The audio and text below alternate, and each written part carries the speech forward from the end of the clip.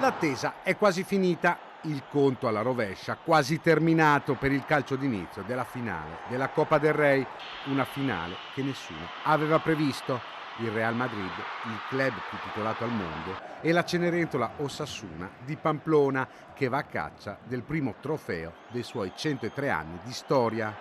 Una sfida che sarà trasmessa da Telenord Est sabato alle 22. Dopo il record di ascolti della semifinale di ritorno, ora in esclusiva in chiaro la finale della Coppa del Rey. L'Osasuna cerca l'impresa allo stadio Cartuja di Siviglia.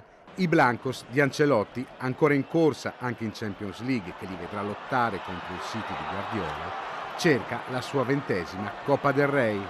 Una finale tutta da vivere su Telenord Est questo sabato alle 22.